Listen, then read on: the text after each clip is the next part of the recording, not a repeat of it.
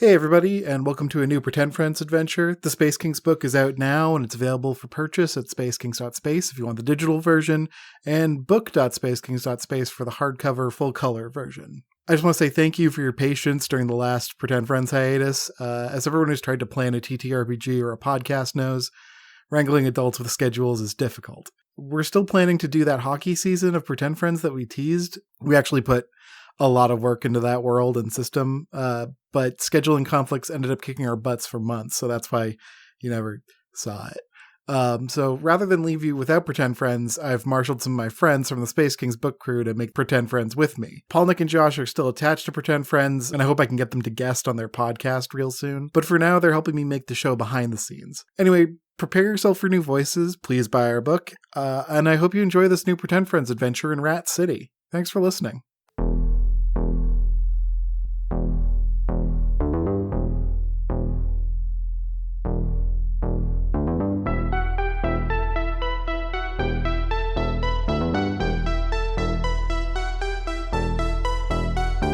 Hi everybody, welcome to episode 1 of a new side thing, main thing. It's just some new Pretend Friends stories. We don't know what to call it yet, but we're gonna do some new fun Pretend Friends Space Kings stuff because we want to, and we think it'd be fun, and we hope you like it. Joining me today, the venerated veteran of Pretend Friends, Hadley St. Clair. Yo. Joining me also is the famed artist of the Space Kings book, Brian Shepard. Brian, please say hello. Hello. And our excellent layout person and wonderful friend, Brian Townsend, is also joining us. Pleasure to be here. In case you didn't listen to episode 0, we made some characters and sort of decided what the world was going to be. But just really briefly, we're going to reintroduce those characters, and we're gonna maybe do a little world building, and then we're going to settle into a fun conflict. So come along, won't you?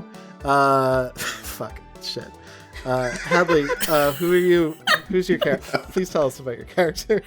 Okay. My character is named Xylabro. He is a survivor of the Skeleton Wars on the Skeleton Planet, in that he ran away.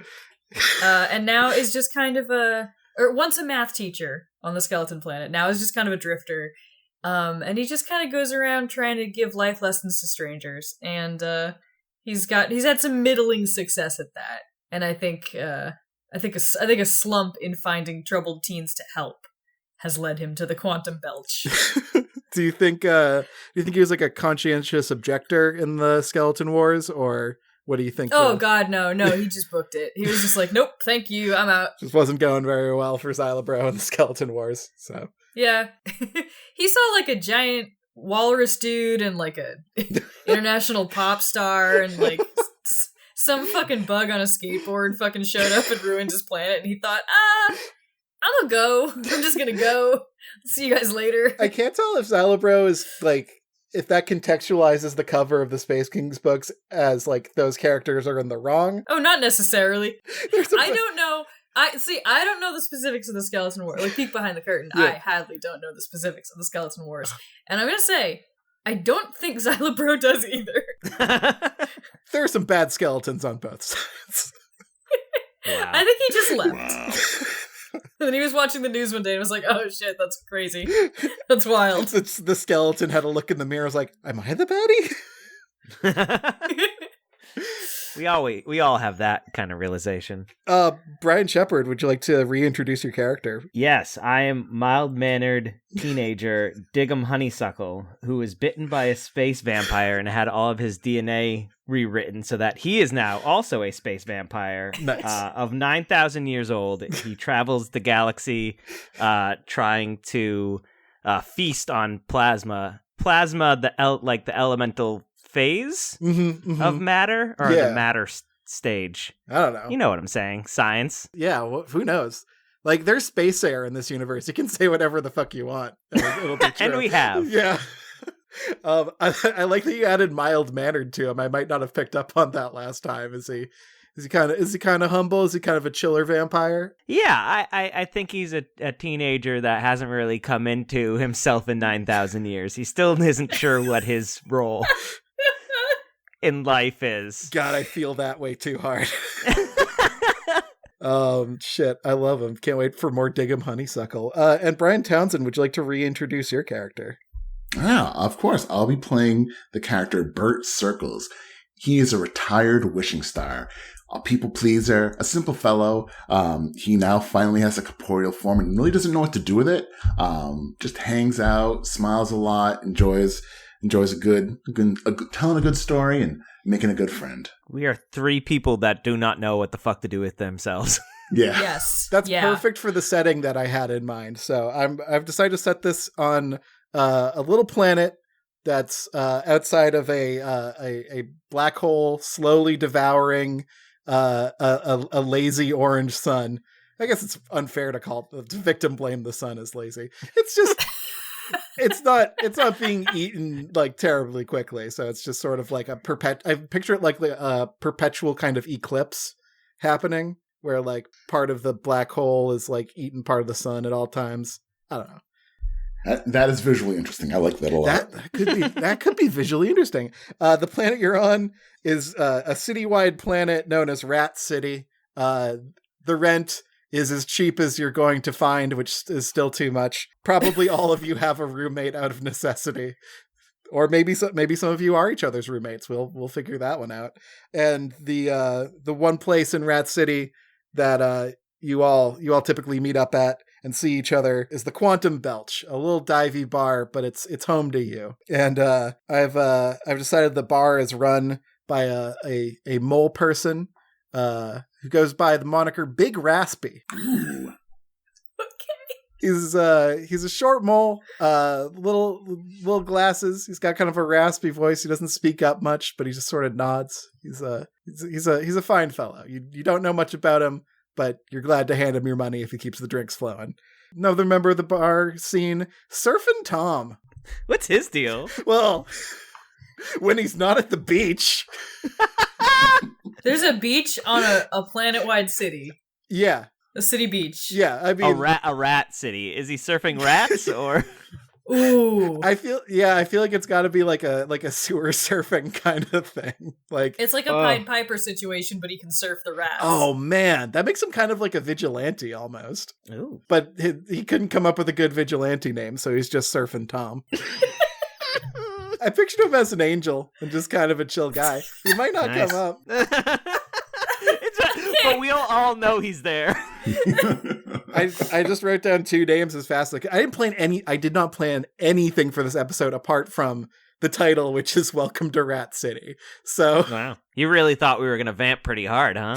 Well, you're playing a little literal vampire. Oh, so yeah, I guess I should, huh? You can turn into mist. B-Town, you suggested before we start recording that we establish what each of you order typically at the Quantum Belch. Oh, absolutely. Bert, being a retired wishing star, 100% everything he does is star-themed, so he'll be ordering Startini after Startini. That is 1 small can of pineapple juice. Mm-hmm. Oh, you literally have a recipe. What? No, I was done. It's a small can of But poured into a martini glass. You rat bastard. Is there like a stirrer with a maraschino cherry on it? Oh, or is no, it just whoa. pineapple juice? Okay, he's not made out of money. He was All made right, out of star right. stuff. Like star fruit is a thing. But that's not what's in a Startini, Brian. Oh, I'm so sorry. Yeah, it's not a Startini, though. I mean, I'm not going to lie. I'd drink one. I'd just drink straight pineapple juice out of a martini glass. Oh, for sure. Uh-huh. We'd all do it. That's not up for debate. That's not in question here. I feel like the first time he ordered a Startini, Big Raspy was like, "You want a what?" Well, like a Startini, some sort of like, star-themed martini. Yeah, I got pineapple. Oh my god, I'd love some pineapple juice. Thank you. That's all I want. And then he started charging like fucking $7 for one, and Oh god, this really, honestly, let me be honest with you. Big? Can I just call you Big? yeah, sure. Big Raspy, this is a delicious Startini, and the price goes up, and so does the quality. I'm happy to have your patronage. Hey. What about Xylabro? What does Xylabro typically drink to chase their troubles away? Xylabro's typical order is a rib tickler. Ooh. Which is barbecue sauce flavored gin. Ooh, that sounds good. And I'm gonna say Pepsi is the other ingredient. Well, now I'm out. And I'm in. You had me at barbecue sauce gin. It's like a tailgate in a glass, but it's usually in a cup. Really? It's usually served to Zyla Bro in like a child-safe cup. Because that's the only thing I assume that Big Raspy trusts Zyla Bro with anymore. After a few interesting spillage issues, you started getting the little sippy cup top. Mm-hmm. It's not barbecue sauce and gin. It's a barbecue sauce infused gin. Got it. Yeah, very mixologist. Really buttery. You taste the herbs right there, yeah. Sometimes, because this is a dive bar, sometimes they run out of Pepsi and they have to make it with Sprite. Get the botanicals in there. That citrus really helps the gin. It really sticks to the ribs on the way down. Oh my god, the rib tickler. You can make all these drinks at home. I hope. Yes, you can. You should indeed make barbecue sauce flavored gin. All right, Brad, I want to hear what Diggum orders. I think it's just called the Plasma Punch. Ooh. And I think Big Raspy just has maybe like an antenna or like lightning rod on the top of the bar where he can catch plasma. Yeah. Or maybe just has a big old net. Fuck, I really do not know anything about plasma. I think he's got like he tries to make it a selling point at the bar that he does harvest his own plasma, and there is like a large net that he like for sort of like hauls in. Ooh, I do love that. He keeps it in like a mini fridge, and he has to put on his like welding glasses whenever he breaks it out. Love it. Yeah, so just a quick Google.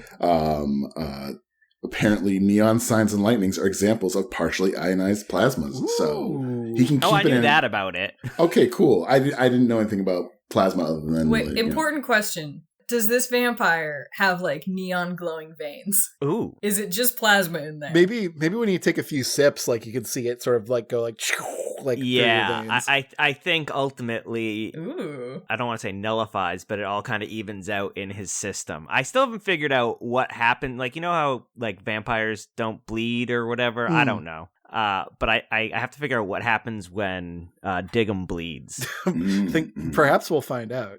Yeah, perhaps we'll find out. Okay, but I have to finish my recipe. Yes, it's a Plasma Punch. Plasma Punch. I think it's plasma, blue carousel, Blue carousel. peach schnapps, and just a little maraschino cherry. You know I'm in when there's peach schnapps in the equation. I knew I'd get you there. And I do love a maraschino cherry. Say I wanted to make a Plasma Punch, and I didn't have access to Live plasma. Could I just use like, I don't know, Bacardi 151 or something, or moonshine or something? And it's not really a plasma punch. Then that's just like Sriracha. If any mixologists or physicists are out there and can give us a good approximation of what plasma. Yeah, what kind of container is this in? Because I assume it would melt glass. I want to say it's in sort of like a localized gravity field that's just sort of like hovering in an orb. Damn. Obviously, every time that Diggum takes a sip, Bert shudders a little bit as, somebody who was formerly a star is just like, ooh, oh, I can't believe he's drinking that thing. As he obviously produced plasma as he flew through space. So by accident, what we've done here is set up character who drinks plasma, character who was plasma as his blood and also the rest of his body, character who has no blood and no body. Huh. I think you're somebody. Thanks. One day at this bar, you get in, the three of you are there. You're the only three in this bar apart from Big Raspy, who's diligently just scrubbing a glass, just sort of looking out in that middle distance, thinking about all the ways he went wrong and trying to focus on how he did right. And you know Big Raspy gets in his head sometimes. And you look at him have this little crisis that he has, once every couple of weeks, and you try and just let him have his space when you hear this loud booming sound from outside. And the whole bar starts shaking, and glasses and science equipment start falling off the table. In fact, everybody give me an agility and athletics flip, because this bar is really fucking rocking. All right, and we do this with a deck of cards. You do this with a deck of cards. What a novel idea! Well, shoot, I critted. Nice. I got 6 successes. Oh my god. Wow. Jesus. You see, like, the mini fridge that houses your fresh plasma. You know this is the only spot that's got the fresh net hauled in plasma. You see, Oh, hell no. you see the mini fridge start to go down. It's like shaking. It's about to fall off the shelf, and you zip over and you save it from a terrible fate. my baby. No. Nothing bad's gonna happen to you, not while Diggum's here. Man, that teen needs a drink. That's a 9,000-year-old teen if ever I've heard one. I started off pretty strong with a pair of queens too. Ooh, 2 successes for Bert. Bert, you managed to keep your Startini held aloft. Whoa, whoa! And you incur no damage and even save a few glasses that are about to fall off the bar from being smashed on the floor. How we doing, Xylabro? Well, I flipped 2 cards. Yep. And nothing. Got nothing. Xylabro, take 1 damage incoming. I'm injured. You may dodge it if you wish. I will dodge it. This incredibly balanced character I made. Smart.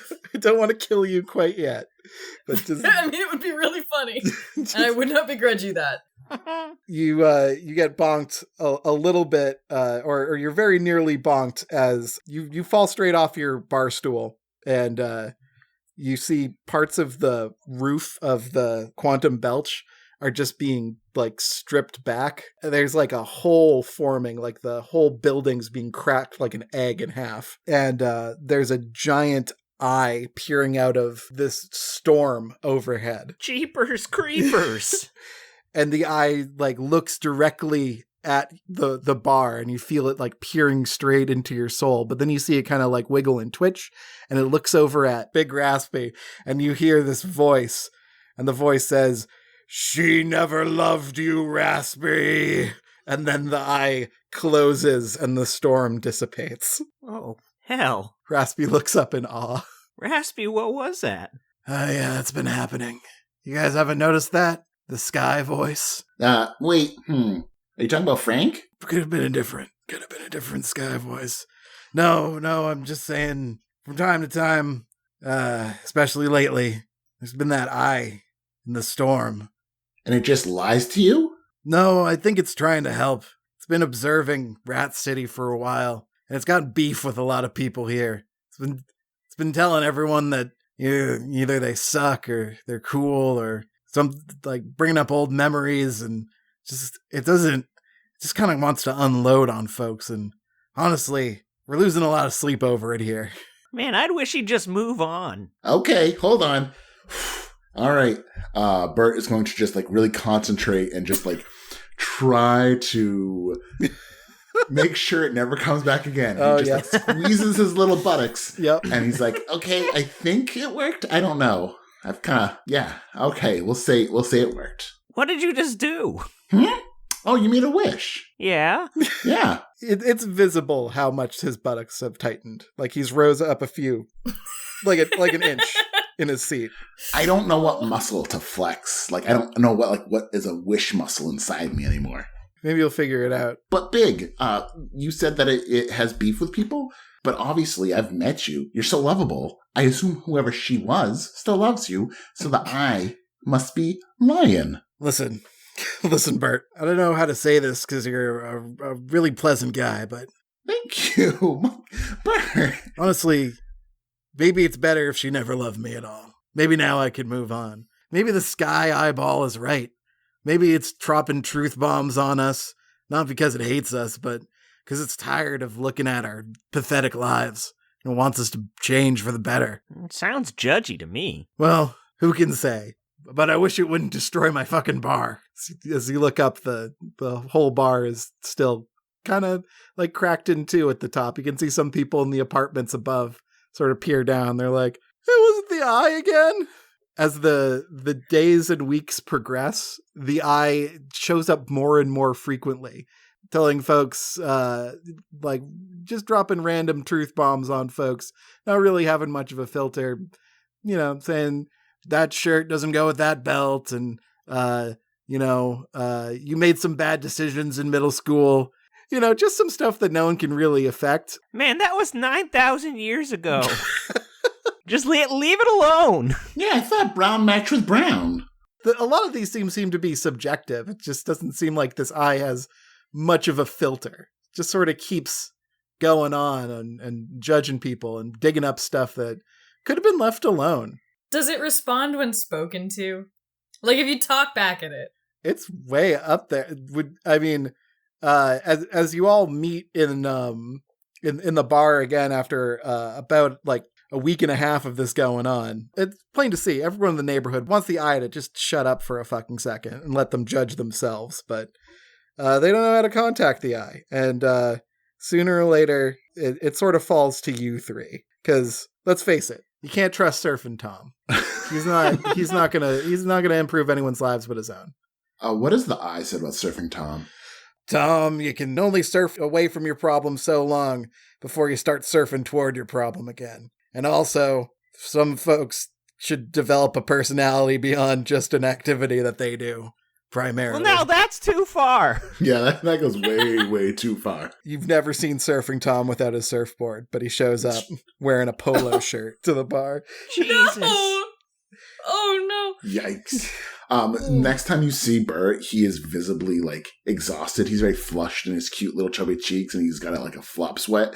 Because every time he's floating through the town, people are always like, "God, I wish that star would just. I wish that eye would just shut up." Or, "Man, I wish it would know the truth." I'm just like, "Hold on, I'll try." Ooh. And he'll just like kind of just like trying to flex something, or like just stretch out his fingers, and little stars will appear, and nothing really happens. He feels very dejected that all these wishes are going unfulfilled. Actually, Bert Circles, give me a presence and telepathy flip as the eye searches you for secrets. Ooh, okay. Well, I only have 1 point in presence and no points in telepathy, but I am healthy, so I'm going to get an extra card. Well, my good friend, that is a joker. That's all I got. So let's see what you want to do with this, B-Town. Because I feel like Bert might have a terrible secret. Something horrible, and the eye knows. I'm gonna say that his retirement was not voluntary. I think he was forced to retire. Oh man. Ooh. And the eye just booms it out over the entire neighborhood for everyone to know. And I don't know if a lot of people care, but Bert really cares. Like he is mortified. He is just like hiding his face a little bit as he's floating, as the small floating around little man in big cowboy boots. Just, oh God, I hope nobody knows me. Bert, I don't know you well, but that fucking sucks. Hey, Diggum. Yeah? I really appreciate you saying that to me. Oh. Do you want to go in front of the bar and play hacky sack or anything? You're gonna have to teach me, because I've never had legs before, recently, so. All right, 15-minute hack session, then we're definitely going to figure out what this eye's deal is. I feel like it's an agility athletics to hack a sack. Okay. Is the eye still there? The eye appears and disappears seemingly of its own will, but you can, if you go up onto the roof, you can see it appear throughout town, and you can kind of hear the garbage it's saying about other people in Rat City. Okay. I get 2 to hack some sack. Nice. Yeah, I definitely think I'm getting into the Bart Circles mind space, because I got nothing for hacking sack, and I personally cannot hack a sack. So. Man, it'll come to you. We'll meet up here every day. Get 15 minutes in. But first, I don't think we should just let this eye run us ragged and tell us bad things about ourselves. Dig 'em. The eye appears over you. Give me a presence and telepathy, if you got any of that. I got nothing. I got 3 8s, but I got nothing. Nice. Tell me something mildly embarrassing about Diggum's past that he wouldn't want have dispersed to the world. I don't think he was very popular in high school, and I think he's still very self-conscious about that. Even before he was a vampire, he was not very popular. Yeah, how loud is this? Is this like everybody in the planet can hear this, or is this localized to like a block? When it's like right over you, everything starts vibrating like it's in a windstorm, like it's just like bass blasting you. But when it's like a few blocks over, you can still kind of hear it. I don't know. It's kind of like becoming the frequency of like just a fire alarm going off. on the street. Like, you can always kind of hear it a little bit when there's a lull in conversation until it's like right over you, and then it's like the only thing you can hear. Or it's screaming about your insecurities. Then you really hear it. Yeah. A $50 reward is posted by Big Raspy Holy hell. of bar credit. Man, that's a fair amount of money. 50 rat dollars to whoever can silence the eye before everyone knows too much about everyone else. Well, in this economy, $50 is going to get me at least 3 Startinis, which, let me tell you, after a long day of, I don't think I have a job, but after a long day. You're retired, so. That's right. I don't do anything all day. Man, I got nothing to do, and I could use a fresh Startini. That bar tab's got to be really hefty. Yeah, dig him. I think I'm going to go after that eye. If it's going to interrupt our hack sessions, then I'm coming with you. Xylobro. Hello. I'm fucking kidding. Okay. Yes. Hello. Big Raspy says to you, hey, Xylobro, Yes. on Mole Planet, math teachers are considered to be mighty warriors. Oh. Well, that's very nice. The purest and most trustworthy of anyone. So I was wondering if you would accept this quest and help bring peace to Rat City. Yes. Yes. Math teachers are also considered, great warriors where I'm from. So, yes, I understand completely. No one would simply take up the mantle of a math teacher not knowing about the great responsibility it bears. So Of course. Math is really more of a state of mind than an exact science. It's kind of like a rainbow kiss in your heart. God. Wow. Wow. Big Raspy nods and he's like, you, sir, understand math. You just see huge tears in like Bert's eyes because that was just poetry. He's like, oh my stars, Xylobro, you said you were a math teacher? Because you could totally sub for English. I don't know what that is. That's a skeleton accent. Yes, I will. I'll gladly take on your quest. I do believe these fellows were already talking about it, so. Oh yeah, I was eavesdropping. Xylobro, you could come with us. I believe I've just been ordered to. It just feels like the plot's probably that way, so might as well stick it in its eye or whatever. It's a vampire expression. An old one. Yeah. Well, I trust you implicitly, young man. So wherever you go, I go. All right, let's hitch a ride. And I stand up, and it's just, like, the noise is of just a xylophone being thrown down some stairs. Yeah, where's the Foley work for that? I'll put it in later. Hang on, let me go get my xylophone. No, we're fine. No. Okay, no, yeah. So I can hover just like just a little bit off the ground, and yeah, we all can, man. We all can. That's. But I can't go too high. How are we gonna get up to the eye in the sky? None of you have this universe's equivalent of a Honda Fit or a car or anything like that. No, Big Raspy, can we borrow your wheels? Give me charm or presence and persuasion to ask Big Raspy if he can borrow his car. Great. I got 3 successes. Nice. Without adding anything. So if we need any more, I could throw some drive at the problem. I mean, Big Raspy's desperate because he's got secrets, man. You can just tell it by looking at him. He's sweating. It's not the eye doesn't just hit you once. It'll come back for more if it's hungry. And Big Raspy's full of regrets. So he wants the thing silenced. He's like, just don't scratch her. And he tosses some keys in your direction. I catch him. Cool. And then I walk a couple of feet towards the doorway, and then I lean down to Bert Circles, and I go, I never got my driver's license. I just got fingers. So Xylobro? I don't. Do I flip one card to figure out whether the skeleton civilization had need of vehicles or not? You can if you want, or you can make that call, but let's see what the cards say. I really want to leave it up to the cards, honestly. Yeah. I do think that's funnier. I flipped a jack. So I think we did have cars, but they were just the frames. And we did use our feet. That makes sense. I mean, part of the problem is, the skeleton planet was addicted to cars. It didn't have walkable cities like Rat City, so. I think though, what this is all internal, and what comes out of Xylobro's mouth is, yes, I absolutely know how to drive, and this will not be a problem for me, and I take the keys. Man, this is great. So, what kind of star named pun car is this? Is it like a Ford Galaxy or a Mercury Comet, or what kind of hilarious pun you got for us, Kevin? Man, in that 5 minutes, you did do your research, didn't you? I was definitely looking up the names. What's the dumpier version of the two? Like, I want like a real junker. I had a Mercury Sable, and that was a pretty dumpy car. How about a Ford Aerostar, like a big van? But obviously, we don't use the term Ford because they're not sponsoring us, unless Ford call me. So is this like call just Brian, the dwarf Aerostar, the dwarf? You know I love dwarfs. Yeah, but I like it being a van. I'm gonna say it's a big, junky, unpainted, kind of rusty van. Just sort of gently rusting out in the alleyway next to the Quantum Belch. Man, I didn't even know this thing could run. There's a fainted airbrushing of a mole wizard on the side. Oh. That says, keep it secret, keep it safe. And you can tell it used to be bitchin'.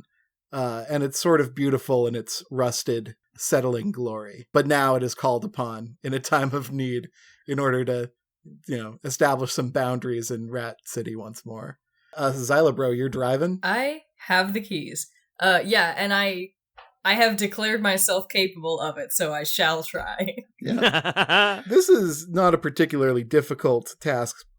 Just, basic knowledge. I'm going to say it's going to be an intelligence or wit and piloting. Okay, alright, that's not too bad. I've got 3 intelligence, and I am not healthy. Oh wait, I dodged. So I am healthy. So 4 cards, 1 success. Could I help? I do have 2 points in piloting, even though like hands are new for me. I know how to get around. Sure. If you want to flip the same thing, we can add it as a bonus to Xylobro's flip. Cool. I got a jack and an ace. Nice. Ooh. Flip 2 extra cards, Xylobro. Okay. It's a 2 and a 4, so it's still just 1 success. Thank you for trying. I'm going to say that's enough, but as you open the door, there's just a flood of rats that come out, and some of the rats do touch your leg. Hello, little fellows. The namesake. These are my friends, actually. These rats are chill with me. You personally know these rats? Not all of them, obviously. Can you vouch for any of them? Yeah, I'll wave to Frida and Marco. Marco's been going through it, so it's nice that you acknowledged him. Yeah, I pet Marco on his little head. Aww. Just kind of wave to all the rats that I know and then get in the car and just kind of gently scoop the rest out of the wheel well and put them on the ground. Is the bucket seat the one where like you can fit 3 in the front? Because I feel like that's visually interesting. I thought that was like the bench. That's it's the a bench seat. That is it. It's a bit. Bert really tucks well in between the two of you. Yep. And like his help action was like, "Hey, Xylobro. Yes. 10 and 2. 10 and 2. I don't know what that means, but I believe you. I'm gonna say there's like a slow, like the camera just moves up and up from like the bottom of the van. Like we see the front of it, we see the license plate that spells out like Moldad or something at the front, like Mold Daddy or something cool. I don't know. Mold Daddy. Mold Addy. And then it keeps trucking up, and we see the 3 of you as the windshield wipers like bust away some grime, but left over in the film is the Pretend Friends logo. As we truly get started, as the van rumbles to life and scrapes its side view mirrors on the brick of the 2 adjoining buildings, you escape the alleyway and you begin puttering up and up and up to this large swirling eye in the sky. As you see it sort of move around in this smoky, stormy cloud. As you get closer, it seems to notice you, and it kind of locks on, and you can see some red lightning begin to crackle around it. Yum, yum, yum. You're really getting into my aesthetic, as I do love Krakow from Kirby. Yeah, that is kind of exactly what I'm picturing. I like that has spikes on it too, right? Yeah. Oh yeah, we're gonna throw some spikes on it just to make a full Kirby reference. What wasn't immediately seen from the ground, but now is more defined as you get closer, is this thing has a mouth too. It's got No. It's got a big weird mouth with sort of some jagged pointy teeth sticking out of it. And as it talks, it's like it's keeping an eye on you, but it's also still trying to reveal other people's secrets in Rat City. A large bolt of lightning shoots out toward the van. Can everybody flip one card for me? 2. We got 2? King. Ooh, And I also got a king. Nice. Okay. Damn. Bert and Xylabro, you take cover when you see a flash of red. Diggum, a bolt of red lightning shoots straight at you. Yum. And you're going to take 4 damage coming at you? Is some of it dodgeable? Yes. All right. I'm going to dodge 2 of it, and I'll take the remaining 2. At first, I think it's something I can snack on, and then I realize that it's coming in hot. Like, physically hot. Yeah, it's kind of like getting stabbed with a knife made out of a frozen cheeseburger. It's like, I could have eaten this at some point. But now doesn't seem like the time. Now it's destroying me. Let me tell you, a cheeseburger at this age still destroys me. Yeah, I don't know if that was Bert or Brian. The two become one. What's our move, gang? What are we gonna do about this giant floating eyeball? I didn't actually, throw a game plan together. I was thinking we just go up there and talk to it and just see if it has any ideas about maybe what would make it go away. Does that sound nice? Decent plan. If it fails, then I'm gonna poke it in the eye. What's your plan for talking to it, Xylabro? Do you want to roll down the window and give it a... Yeah, I if we get close enough, are we close enough where I can yell at it? You're pretty close to it, and it doesn't seem to be scooting away quite yet. Okay. I will roll down the window with, I assume it's like a physical crank. Yep. So I'll crank down the window. Mm-hmm. Just kind of lean, just like dad style, like the elbow out, and then cup a hand to my mouth or to my skull. Yep. Hello, over yonder. Hi. Oh, you do talk. That's wonderful. I talk a lot. Don't come any closer, or else I'll zap you. I wasn't specific. You converse, which is still good. Okay, don't zap us. I just want to talk. I did want to say, have you considered that you are hurting people's feelings? Well, I mean, honesty's always the best policy, right? Like, why would you're only, if you've got something to hide, you're probably a bad person. Oh shoot, he's got a real good point right there. Oh, hang on, young man, hang on. Now, I've been an educator for quite some time, and you know what I've learned? Honesty is absolutely never the best policy. You should always lie. Man, this is a good teacher. No, well, I gotta argue with you, Xylabro. I think a good, honest, life is a good one. But what the fuck are you doing? No, I'm just. Well, no, I was being honest. I was being honest too. Yeah. See, the short burnout guy who got fired agrees with me. Okay, yeah. So, do you see where I'm coming from here a little bit? Now, you said that. Okay. I understand. He's revealing too much. He's not lying, but he's just getting too detailed. The truth is all. I'd like to sneak out of the van. Oh, okay. In the sky. Vampire mist, obviously. Diggum, give me an agility sneaking.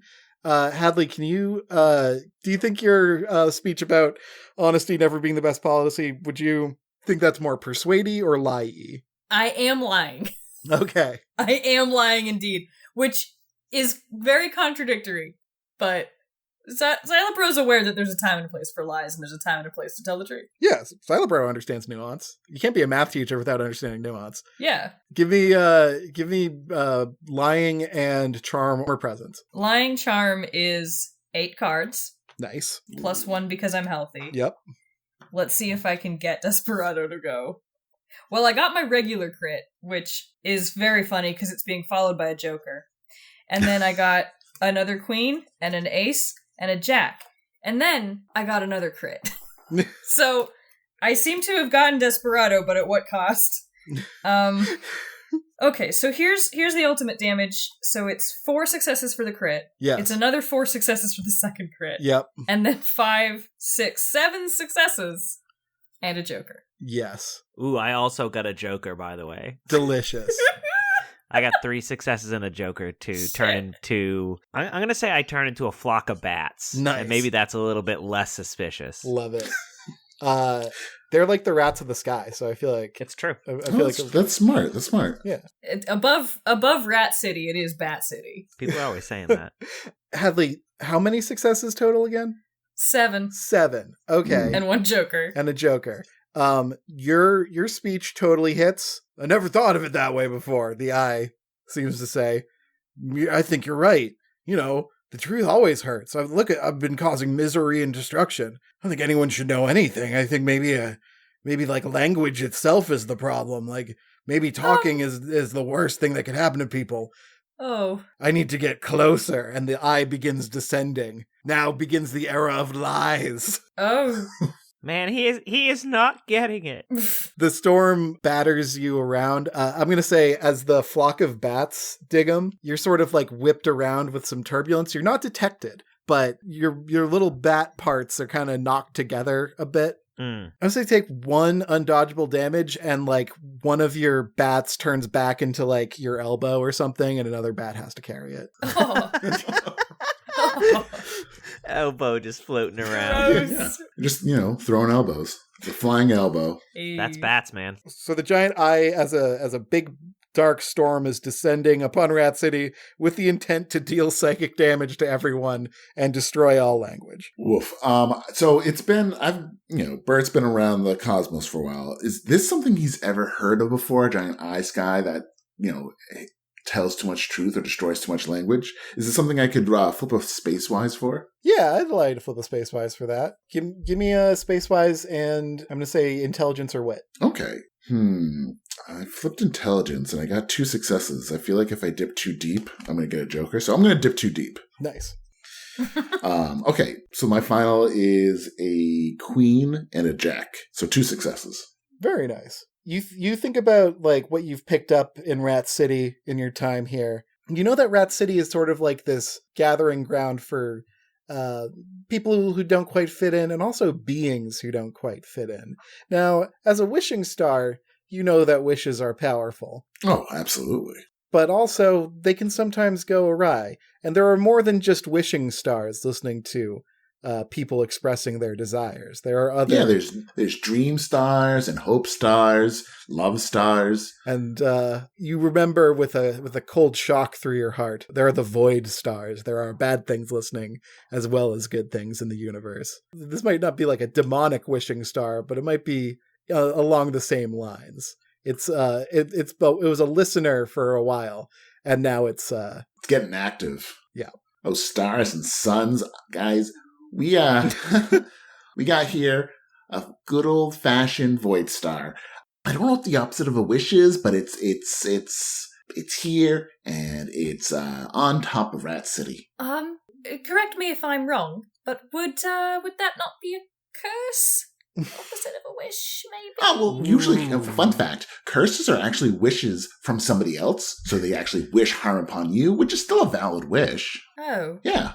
That's worse. Wishes are super neutral, yeah. Diggum, you are the closest to the Void Star as it descends on Rat City, and you can kind of get a peek at Dawson's Creek, so to speak. It's got a little weird arms and wings and stuff sort of poking out of the mist. Oh. There seems to be a solid form inside all of the smokiness. And every now and then a little bit of it juts out and then is swallowed back into the smoky form. Is it pretty big? It's fairly big. It's like 2 vans standing next to each other. Mm-hmm. Oh, okay, like a double van. I think I just want to drop on it as it's descending, and I'm kind of following it sneakily from behind. I'm gonna become my Diggum form again and just kind of drop on it. Form of Diggum. Literally get the drop on it. Yeah, elbow drop. Yeah, give me that brawn melee. That people's elbow. Not my best work, I will say. Ooh, I've also been forgetting to do beloved.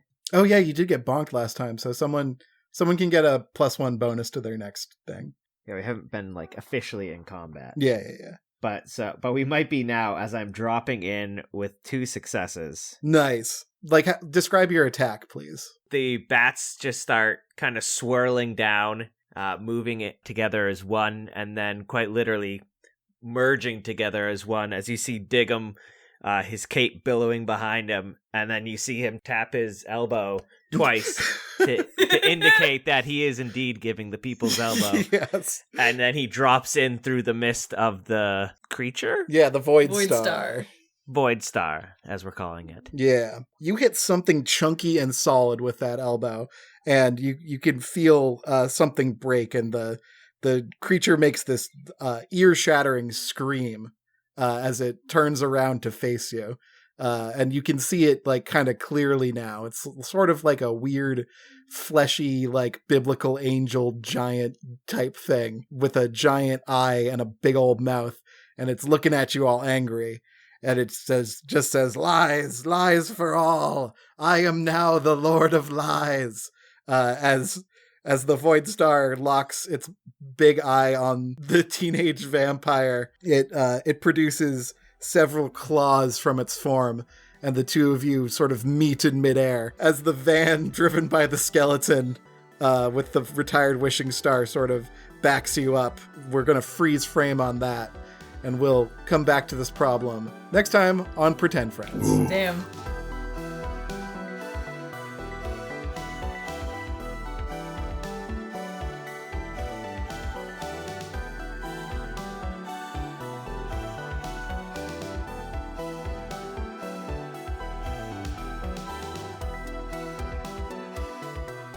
Thank you for listening to Pretend Friends. This show is made by Kevin Cole, Hadley St. Clair, Brian Shepard, and Brian Townsend. Pretend Friends is produced by Paul Ritchie, Nick Murphy, and Josh Henderson of Continue. The system we use is Space Kings by Supertry Studios. You can get a digital copy of the Space Kings book at spacekings.space, or you can buy a hardcover version of the Space Kings book at book.spacekings.space. Our theme music is Coherence by Amy Waters. You can get this track and support Amy at amywaters.bandcamp.com.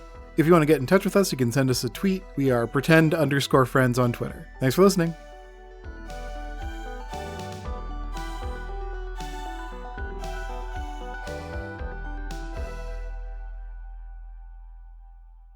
Guys, thank you for a lovely session. Yeah, this has been wonderful. That was really fun to do. Before we sign off, let's do hero points and assign an anti-Joker for next time. Oh, yeah, that. Let's start with Brian Townsend, B-Town. Who's your hero this time? I'm gonna say Diggum was my hero. Definitely warm and inviting, and bringing really that sack to this hack was a good experience for Bert, even though he failed at it. Brian Shepard, who is your hero this evening? I'm gonna give it to Xylobro for driving the van, taking life by the horns. Being a real math teacher. You can lie your way into anything. Hadley, who is your hero this evening? I gotta give it to Bert Circles for trying constantly to wish away a problem. or fulfill all the wishes to make a problem go away. I love that. I love the energy of trying to just stop the problem in the first 4 minutes of the episode. Thank you. One of these days I'm going to learn how to grant a wish again. Love it. Everybody take an extra hero point because I really liked everything you did. Sweet. Hadley, as a little post credits scene, what did you have in your mind what Xylobro's dark secret would be if the eye shouted something at him? Yeah, I did. What was it? I think if the eye had shouted out Xylobro's dark secret, it would have been that he is a coward who abandoned people who were counting on him. Man, I guess the eye didn't really have to tell Xylobro that if it's just sort of like haunting him a little bit. I mean, it is, but clearly the eye was just like, I'm gonna fuck up this one mole in particular. Yeah. More than anyone else here. So, well, the whole, I mean, everything's getting kind of fucked up in Rat City, but that's living in Rat City, baby. Like, sometimes a giant eye messes up your whole fucking establishment. That's why the rent's so cheap. It's tough. Yeah. Let's do an anti-Joker as well. Who wants to nominate somebody for anti-Joker? I say B-Town, the literal wish mechanic. Yeah, I also say B-Town. Sounds like it's B-Town. You can wish us out of trouble. I'll mark that on my sheet. What a beautifully well laid out sheet. Well, thank you very much for joining me and telling the story. And thank you, listener, for listening to this episode of Pretend Friends. We hope to do a couple more of these. Let us know what you think. Send us a tweet at pretend_friends on Twitter. And if you liked this system and you think we're cool, check out spacekings.space to get a digital version of the Space Kings book and have a fun time playing the game yourself with your friends. You can also get a physical book at book.spacekings.space. And thank you again for listening. Bye, everybody. Bye. Bye-bye. Hope your week don't suck. Yeah, have a good one. Oh, and the prompt was, a loud voice in the sky has held on to their secret long enough. Ooh. That was the prompt. I like the interpretation that it was everyone else's It was secret. everyone else's Yeah. secret. Yeah, That's how I put it. yeah. Yeah. Nice. Okay, now we're going for real. Bye, everybody. All right, bye. Bye. Bye.